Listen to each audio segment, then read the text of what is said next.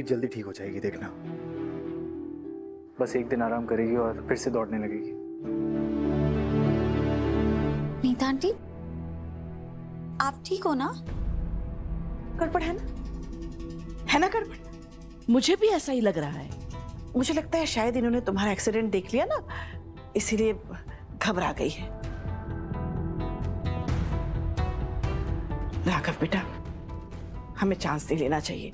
हम यहाँ हॉस्पिटल में ही है ना, तो नीता का भी एक बार डॉक्टर से चेकअप करवा। मैं ठीक हूँ।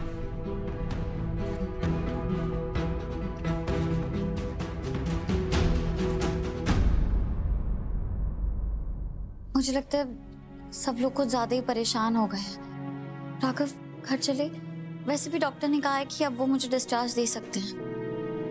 चलिए।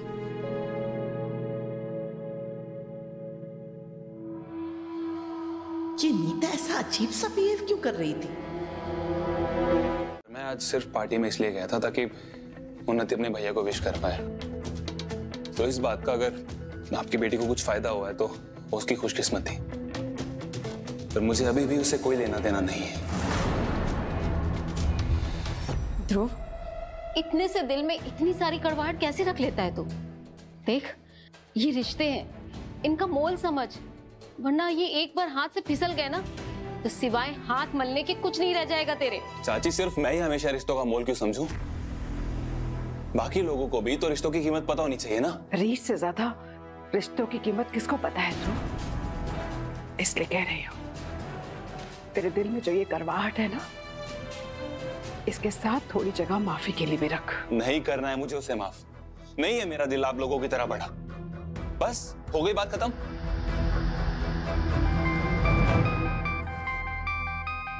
तूने भाभी का फोन। हेलो उन्नति, शीत का एक्सीडेंट हो गया है। क्या?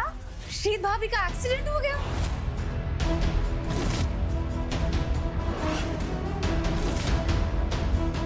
सूर्यवंशी कंस्ट्रक्शन का मालिक बन जाऊंगा तब, बजाय इसके कि मैं कंपनी अपने नाम होने के पेपर साइन करता, मैं वहां रीत के डिस्चार्ज पेपर साइन कर रहा था।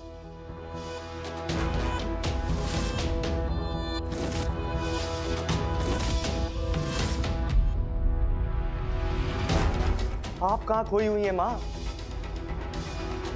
आपको कोई फर्क नहीं पड़ रहा है क्या? आपको एहसास भी है जो इतने सालों से आप आज के दिन के लिए सपना देख रही थी वो टूट चुका है। आपका पूरा प्लान चौपट हो चुका है मां। आपको इस बात का एहसास है? या आपने ये चुप्पी इसलिए साधी हुई है क्योंकि आपको सदमा लग गया है मां? कुछ तो हुआ है नीता के साथ, कुछ बदला है नीता में। क्या? कुछ तो गड़बड़ है वीरेन। कैसी गड़बड़? आज जिस तरह हॉस्पिटल में नीता मुझे देख रही थी, जिस तरह से उसने मेरा हाथ झटका, जिस तरह उसने मेरे साथ बर्ताव किया, कुछ तो है। नीता जब पार्टी में गई थी तो उसे मेरी तबीयत की चिंता थी। मेरी वजह से इतनी रात को वो मंदिर जाकर पूजा करने के लिए तैयार हो गई, वो भी रीत के साथ। लेकिन हॉस्पिटल में जिस तरह वो मुझे देख रही थी, एक अजीब नजरों से वो। हे माता रानी, मुझे बिल्कुल वैसे ही देख रही थी जैसे उसने मुझे सालों पहले देखा था। मैं ठीक हूँ। ये आप क्या कह रही हैं मां? कहीं ऐसा तो नहीं है कि नीता को सब याद आ गया है? मुझे पता नहीं, मैं अभी कुछ भी यकीन के साथ नहीं कह सकती, लेकिन मुझे नीता का बर्ताव समझ में नहीं आ रहा है। वीरेन, जब वो इस घर में आई थी उसके बाद क्या बहुत कुछ ऊपर नीचे हुआ, लेकिन फिर भी नीता का बर्ताव मेरे साथ कुछ ज्यादा नहीं बदला।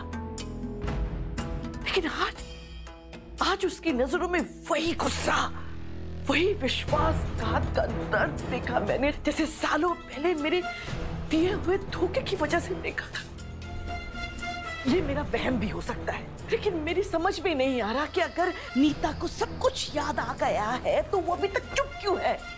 उसे तो अभी तक छत पे चढ़कर जोर जोर से ऐलान करना चाहिए था। नहीं, मुझे क्या पता जिन लोगों की याददाश्त वापस आती है वो क्या करते हैं, कैसे करते हैं।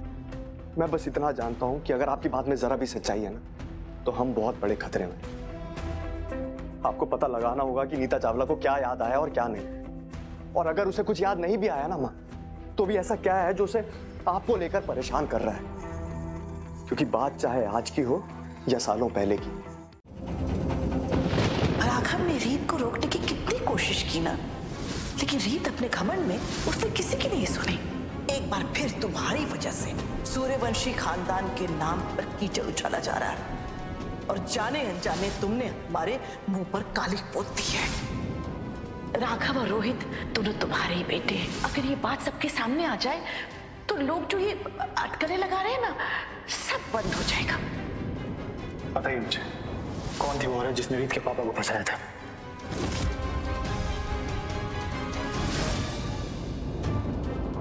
लेकिन सच तो ये कि तुमने ही रीत के पापा को मरवाया था।